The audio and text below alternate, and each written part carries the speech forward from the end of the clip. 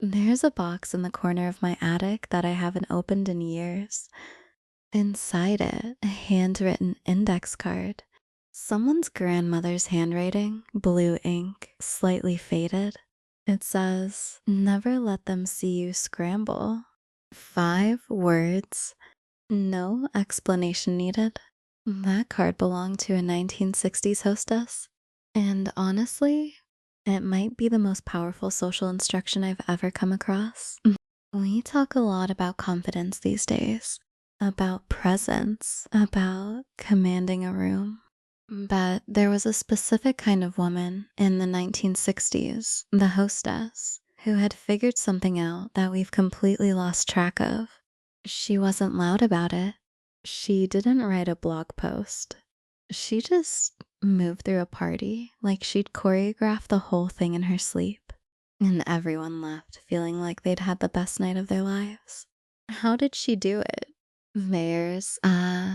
The first thing you have to understand is that a 1960s hostess treated her home like a stage, not in a theatrical, overdone way, but in the sense that every detail was intentional. Studies on environmental psychology show that ambient temperature, lighting, and scent can shift a person's mood within 4 minutes of entering a space. She didn't have that research, but she knew.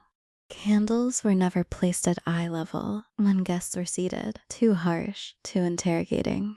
They went lower or they went higher. The light had to flatter everyone, not just the furniture. She kept the temperature slightly cooler than comfortable, not cold, just cool enough that people wanted to stay close to each other, wanted another drink, wanted to linger a little longer than they'd planned. And that's not manipulation, that's architecture. Mayozen. And the music? People forget about the music. By 1962, background music had become a genuine science. Muzak Corporation, yes, that was a real company, had contracts with over 100,000 businesses by the mid 1960s, and their research showed that the right tempo could increase or decrease how fast people moved through a space by as much as 30%. The 1960s hostess didn't hire Muzak, but she understood the principle intuitively. Music at a party was never the point. It was there to fill silence without demanding attention. Jazz, usually. Something instrumental. Something that gave the room a pulse without anyone having to listen to it. If the music stopped, she noticed before anyone else did. May. Here's the thing that really distinguishes her, though, and this is the part that's almost entirely disappeared. She knew every single person's name before they walked through the door. Not just the names, the connections, She knew that the woman in the blue dress had just gone back to work after years at home, and she made sure to seat her next to someone who would find that interesting, not awkward. She knew that 2 of her husband's colleagues had a professional tension that didn't need to come to dinner.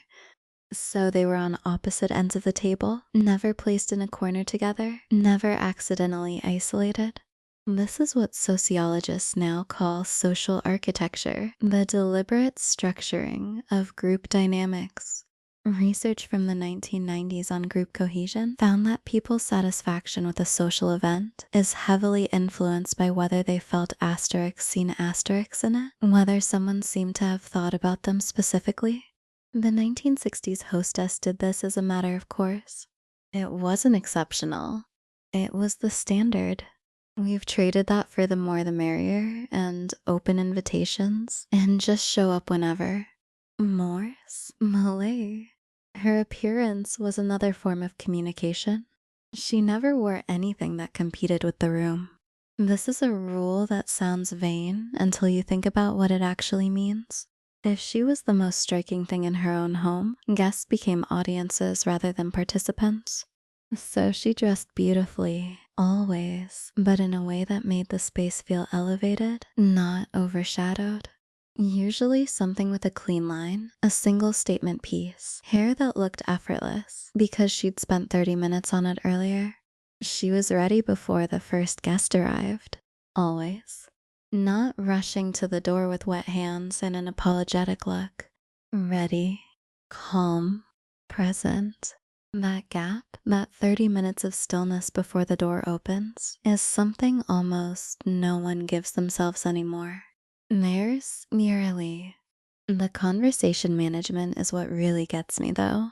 A skilled 1960s hostess could redirect a failing conversation without anyone realizing it had been failing. She'd ask a question that seemed spontaneous, but was actually a lifeline. Something open ended, something that gave the most quiet person in the room an easy entry point. She never let one voice dominate for more than a few minutes. Not aggressively, just a gentle pivot, a new question, a laugh that broke the current and let something else float up. Research on conversational dynamics, actual academic research, this isn't folk wisdom, shows that groups larger than 4 almost always fragment into sub-conversations unless there's an active facilitator. She was that facilitator, invisibly. That was the point. And she never discussed the food while it was being served. If something went wrong in the kitchen, no one knew. She simply moved on. Mons, mois, willens, molemiu, mulemi. There's a word that kept coming up when I read accounts from women who described their mothers and grandmothers hosting in this era. The word was asterisk, unruffled, asterisk, not detached, not cold, unruffled. There's a difference. It means that whatever storm was happening, burned roast, unexpected guest, someone's husband saying something unfortunate, she processed it somewhere private and returned to the room as if the air was completely still. That quality, that specific quality, is extraordinarily rare now. We've become a culture that performs our stress. We announce our overwhelm. And there's something honest about that. I'm not dismissing it.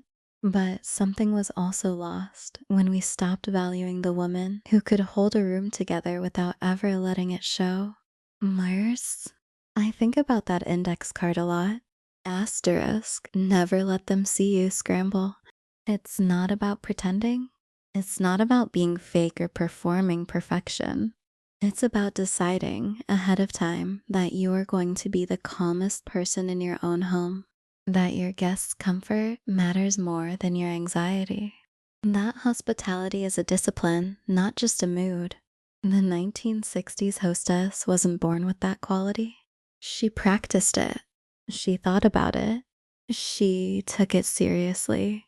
We used to take it seriously.